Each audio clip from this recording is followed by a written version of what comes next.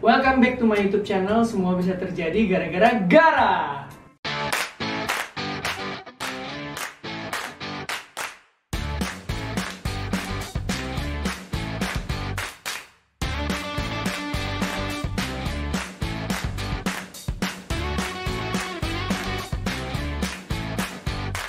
Oke guys, jadi sekarang kita sudah kedatangan tamu istimewa nih yang datang jauh dari kota Medan, yaitu Anprat. Yeay. Anprat ini panggilannya Nanda ya? Iya benar. Itu Ananda. Anprat tuh singkatan dari apa? Itu singkatan nama aku sih, Ananda Pratama. Oh, Ananda jadi Pratama, ya. jadi Anprat. Iya benar. Oh, jadi kenapa Anprat? Kenapa nggak Anpra, Antama? Nggak apa-apa sih, karena aku suka aja Anprat Suka gitu aja. ya. Oke, baik teman-teman yang belum tahu nih kira-kira Anprat ini siapa sih atau Nanda ini siapa? Ini dia cuplikan dari konten-konten TikToknya Anprat. Check it out. Hai teman-teman, aku mau tanya dong sedikit tentang seputaran kesehatan seksual. Menurut kalian penting gak sih untuk mengecek status HIV kita itu secara rutin? Kalau menurut aku pribadi sih penting ya. Kenapa? Karena yang pertama, aku sudah dewasa tentunya. Jadi aku memiliki tanggung jawab penuh terhadap diri aku dan juga kesehatan aku. Yang kedua, sebagai bentuk rasa sayang aku terhadap pasangan aku nantinya. Bosan sudah ku menyimpan rasa kepadamu, tapi Nah, itu tadi cuplikan-cuplikan dari konten-kontennya Anprat. Itu banyak banget ya. Aku kok kebiasaan jadi manggil Anprat ya, Nanda ya. Boleh perkenalan dulu Nanda. Oh. Nanda ini siapa sih sebenarnya, nama, terus kemudian umur, kemudian asal dari mana, dan sekarang sibuk apa? Oke, jadi perkenalkan nama aku itu Ananda Pratama. Kalau misal dipanggil bisa Anprat sih, bisa Tama juga, bisa Nanda juga sih. Jadi kalau umur aku sekarang sih 24 ya. Ya, 24. Ya, udah lumayan lah gitu ya. Lumayan apa nih? Lumayan tua maksudnya.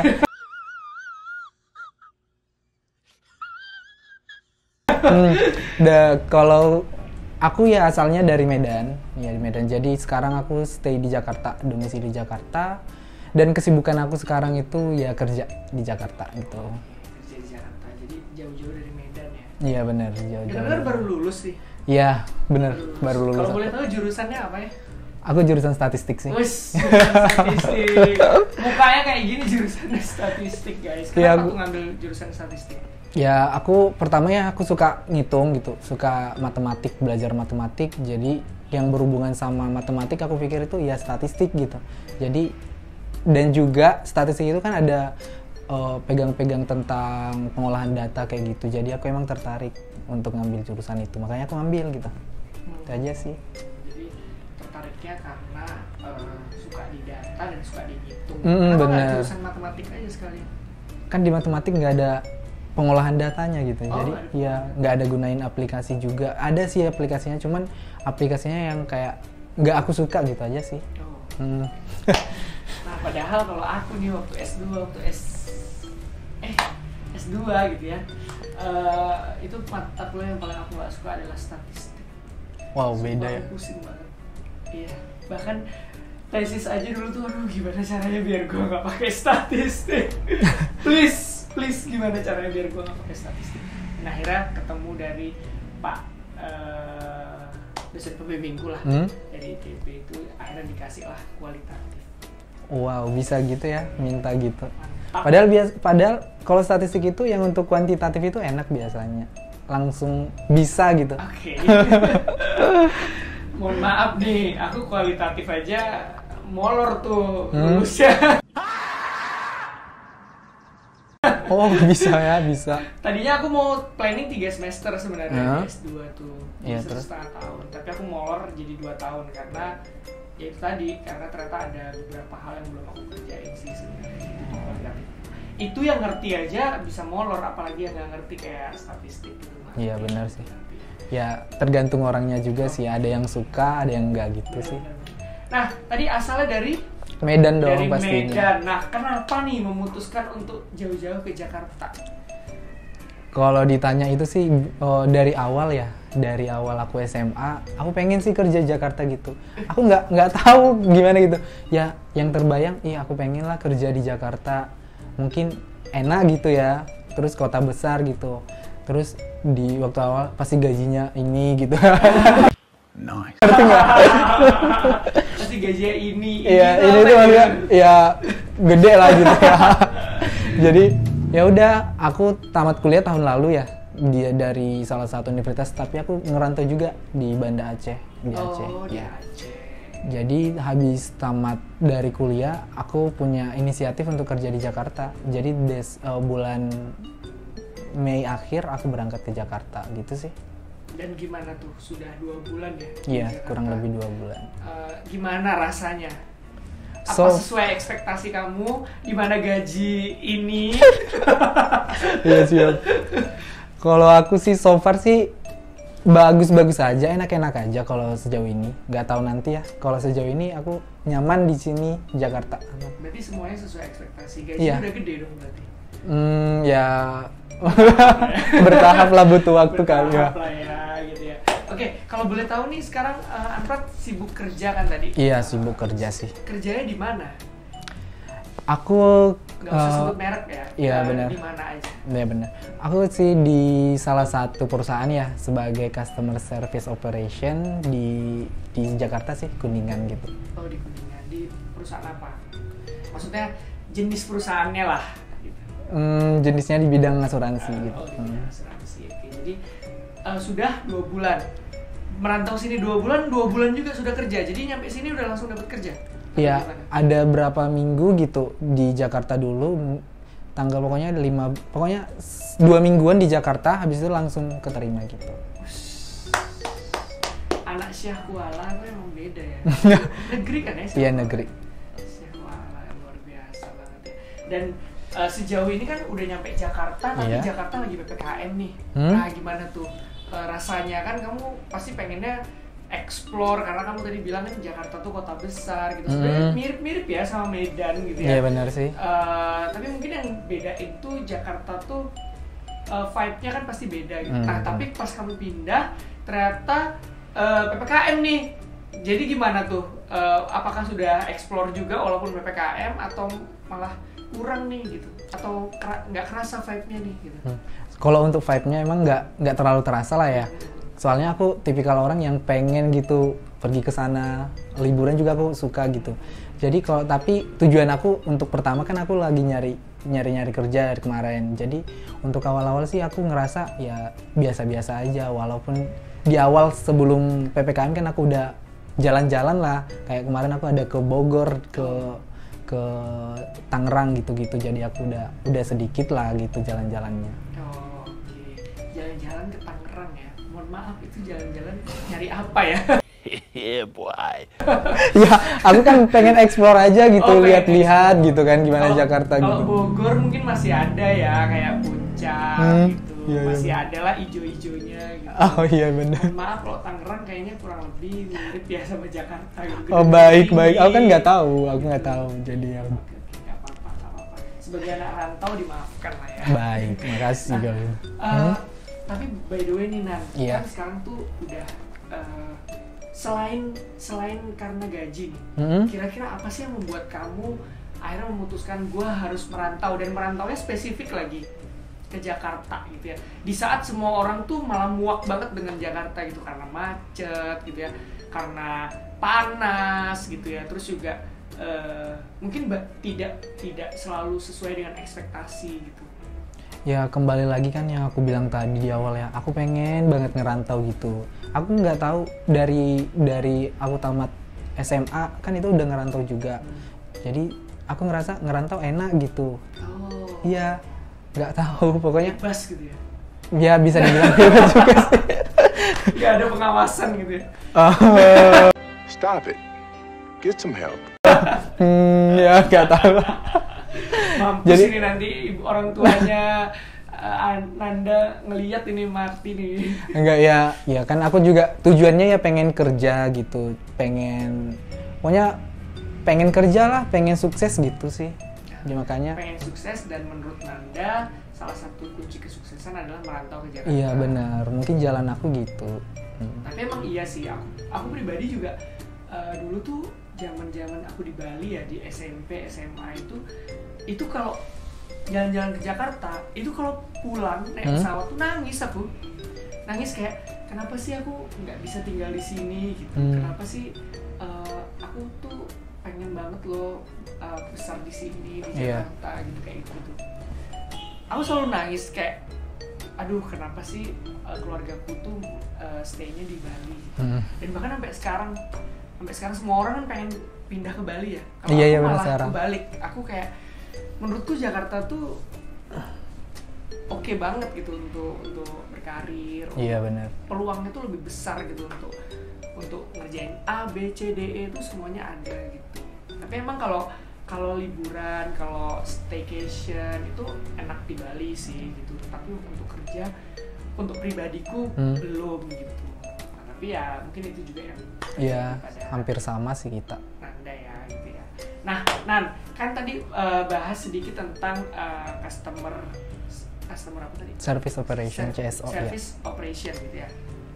Nah, kira-kira selama Nanda udah di CSO, apa sih skill-skill yang perlu nih untuk orang menjadi CSO tuh orang yang seperti apa gitu? Menurut Nanda pribadi lah. Kalau aku sih kalau menurut aku sih yang penting itu ya sopan gitu. Kan CSO itu ya kita harus melayani lah ya nasabah gitu. Jadi setidaknya public speaking juga harus bagus gitu. Baik itu public speaking, sopan, dan ya pelayanannya bagus gitu terhadap nasabah. Misalkan ada komplain juga nanti, jadi kita harus bisa dong untuk ya ngasih solusi juga. Jadi harus pintar gitu aja sih untuk public speakingnya. Oke, sopan sama pintar public speaking. Sama pintar teorinya juga. Iya, gitu. teorinya iya pasti ya. Kalau nggak tahu gitu. Tapi ya gimana tuh ngadepin? Aku pribadi juga kalau misalnya komplain dan komplainanku tuh tidak sesuai dengan apa yang kuinginkan, pasti meluap-luap kan. Nah, gimana sih, ada trik nggak sih cara ngadepin customer yang seperti itu? Ya, kalau makanya tadi aku bilang ya kita harus ya kasih pelayanan terbaik. Ya kita harus selalu senyum lah pastinya. Kalau mereka memang marah-marah ya kita nggak boleh sih kita marah balik gitu ya. Sebagai CSO kita harus ngasih pelayanan terbaik dan juga harus sopan selalu lah, pokoknya kasih senyuman gitu biar mereka nggak marah lagi ya, gitu aja sih sebenarnya ngasih trik-triknya. Tapi kan ini sekarang lagi PPKM berarti pasti WFH dong. Nah, iya benar. Gimana tuh cara ketemu customer-nya sekarang? Kan kita nggak tahu kita gimana cara mau ngasih senyuman gitu ya. Orang muka kita aja kelihatan kagak gitu, gimana tuh? Ya mungkin dari smiling face bisa kali ya, dari suara kita. Jadi mereka kalau misal ngasih komplain gitu, jadi kita bisa bilang maaf ibu. Jadi dari suara sih biasanya kalau misal untuk virtual gitu, untuk pelayanan nasabahnya gitu sih. Oke. Nah, tapi sekarang sejauh ini nggak diganti pakai Zoom gitu? Enggak sih. Oh enggak ya, tetap by phone ya? Berarti kalau kayak gitu sih kadang-kadang kan nada suara juga kedengeran ya kalau kita lagi senyum. Iya. Tapi kalau misalnya nih aku penasaran, kalau misalnya CS-nya itu ngambek juga karena udah dijelasin si orang itu marah-marah terus gitu, ada nggak sih solusi lain gitu? Kalau misal dia tetap tetap marah, ngotot gitu ya, kalau kami sih sebagai CSO itu nggak boleh marah balik. Paling kita kita bantu mereka ngasih pelayanan. Mungkin kita harus bantu lapor ke departemen lain gitu sih, ngasih solusinya. Misal dia klaim, kita kasih ke departemen klaim gitu untuk solusinya. Jadi nggak kita yang ngasih solusi langsung gitu. Jadi langsung ke yang departemen yang bersangkutan gitu sih biasanya. Tapi ada trik khusus nggak sih ngadepin yang begitu-begitu? Kadang kan pernah nggak sih Nan kayak ini kan yang salah bukan gue sebenarnya, ngerti nggak sih? CS kan kadang-kadang ini kan yang salah bukan gue, kenapa lu marahnya ke gue gitu? Gue kan cuma bisa bantu gitu. Ada nggak sih trik-triknya memang? Kalau sekarang sih aku nggak dapat trik-triknya ya, karena aku belum dapat nasabah mungkin yang seperti itu belum gitu. Jadi untuk sekarang paling yang aku tahu yang tadi cuma ngasih solusi, mungkin kasih senyuman yang terbaik, pokoknya pelayanan terbaik lah, nggak boleh marah balik gitu aja sih kalau sekarang. Nah, untuk proses seleksinya sendiri, Nan, tahapannya apa aja nih, Nan, kalau jadi CSO gitu? Oh, kalau untuk CSO kemarin aku ada interview langsung sama manajer dan usernya gitu lah, nggak tahu siapa. Jadi habis itu langsung di training tapi belum tentu masuk tapi kemarin. Langsung di training sama mereka selama kurang lebih 1 bulan. Disitulah dinilai baik itu public speaking, dijelasin tentang produk dari asuransinya gitu. Jadi ya insya Allah lah gitu diterima gitu sih. Berarti seleksinya cuma 1 ya? Cuma benar. interview doang ya? 2 dong, interview sama pelatihan. Iya, dikasih role play gitu sih kami ya. Role playnya offline? Enggak, langsung virtual juga. Jadi ya sama leadernya nanti kami langsung pakai MS Team gitu ya.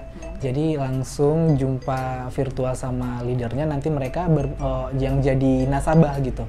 Jadi kami yang jadi CSO-nya gitu sih. Oke, nah buat teman-teman nih, berarti kan dapat disimpulkan bahwa public speaking itu sangat dibutuhkan ya. Iya benar. Kayaknya nggak cuma di CSO sih gitu. Di semua lini role gitu ya, benar. itu sangat perlu dilatih sekali ya gitu ya. Iya. Nanda ini sebagai seleb juga gitu kan, jadi harus paham juga ilmu public speaking. Ngomong-ngomong nih Nan gitu, Iya. ngomong tadi seleb gitu. Nah Nanda ini kan udah termasuk seleb TikTok lah ya. Oh enggak, gitu belum. Aku enggak siap. Seleb TikTok, selebgram juga, endorsement juga udah banyak yang masuk ya gitu ya. Biasanya ditandain seleb TikTok itu atau selebgram ketika endorse brand udah masuk gitu. Ya. Endorse gitu. satu brand yang kita lihat di mana-mana itu sudah masuk gitu, dan Nanda ini salah satu yang udah dapet juga. Nah, gimana tuh cara bagi waktunya Nan antara kamu as a officer gitu ya, ditambah lagi kamu sebagai content creator di TikTok juga, gimana? Boleh bagi tipsnya? Kalau sejauh ini sih aku kalau misal untuk kerja kan fine aja, nggak ada terlalu sibuk ya, belum banyak juga bertemu sama nasabah. Jadi untuk bagi waktunya sih kalau misal kan itu langsung ada targetnya itu. Jadi jam segini harus di-upload ya, harus ini ya. Jadi aku kadang buatnya itu di weekend sih. Jadi aku draftkan nanti di hari yang dia inginkan aku upload, jadi di situ aku upload gitu sih, tinggal upload doang. Oh gitu. Jadi memang waktunya di weekend. Weekend ya. Tapi kalau weekend nggak pernah kerja juga kan ya? Enggak, ya? sejauh ini enggak. Oke. Nah, ada satu konten itu yang rame banget ya. Itu kalau nggak salah yang kenalan itu ya? Iya, benar. Yang kenalan itu. Boleh diceritain nggak? Kenapa bisa viral? Terus juga kamu nyangka nggak sih itu akan viral gitu? Enggak sih, itu kan sebenarnya cuman ngeprank doang aku. Jadi aku nggak nyangka kalau misal itu viral, dan di akhir video kan aku cuma bilang maaf ya aku ngeprank gitu aja sih, aku nggak nyangka itu viral sih sebenarnya. Sampai berapa juta views? Viewsnya aku nggak tahu 1, sekian deh kayaknya. Iya. Ya itu ngefek banget ke followers. Iya, ya, benar. Followers TikTok, followers Instagram. Followers TikTok udah berapa, mohon maaf? Sekarang 145 kayaknya deh. Iya, 145. Jadi buat teman-teman yang nonton yang mau bikin fanbase-nya udah bisa banget ya. Apa nih namanya? Unprat Love. bisa benar. Nah, terus untuk ada satu konten juga yang menarik sebenarnya dari Iya, apa? ini, yaitu konten duda. Benar. Maaf nih, 24 tahun sudah punya anak 1. Apakah itu benar atau tidak? Mohon maaf ya. Oke, sebelumnya itu just konten ya teman-teman semua. Jadi aku kan biasa lah kalau di TikTok itu kan rata-rata orang pada buat yang bercandaan gitu, bukan langsung yang masukin ke hati. Jadi tuh sebenarnya untuk duda dan umur aku bilang 30 tahun itu sebenarnya hanya konten doang sih. Oh, hanya konten. Berarti aslinya umurnya 24 ya. Berapa berarti? 97. 97. Itu guys, berarti itu hanya konten ya, berarti netizen nggak boleh baper. Benar. Tapi padahal itu banyak yang mau daftar loh itu cewek-cewek. Iya, banyak banget. Jadi karena konten Duda itu akhirnya banyak juga ya penggemarnya Nanda ini ya. Tapi sekarang Nanda udah masuk manajemenku, jadi lewatin aku dulu ya. Boleh. Berapa persen nih? Jadi nanti kita ngomongin aja ya masalah Oke, persen-persen. siap. Iya, boleh. Oke Nan, baik itu aja Nan, kita ngobrol-ngobrol santainya. Terima kasih loh udah jauh-jauh Iya, datang. makasih Dan sebenarnya juga. Nanda ini salah satu yang udah kuhubungin dari lama banget ya, tapi baru sempat ketemu gitu ya. Enggak sih, Iya. sebenarnya kita udah pernah ketemu 2 kali ya. Iya, udah. Nah, ini yang kedua gitu, tapi baru sempat datang nih ke gara-gara karena kemarin itu aku yang datang kan, Iya, benar. aku yang nyamperin. Nah, thank you banget buat Nanda. Semoga sukses karirnya, Amin. terus TikToknya juga semakin melejit, Amin. Instagramnya juga melejit. Jangan lupa follow TikTok dan Instagramnya Nanda di. Untuk TikTok single boy. Oh, single boy namanya. Iya, benar. Oh iya. Untuk Instagram @unprat_. Itu sih. Unprat_. Jangan lupa juga untuk follow Instagramku dan TikTokku Sagara Riza. Oke, baik teman-teman semuanya. Thank you for watching. Jangan lupa like, subscribe, comment, share, dan nyalakan lonceng notifikasinya dan sebarkan ke semua teman-teman kalian. Terima kasih. See you on Bye. next vlog.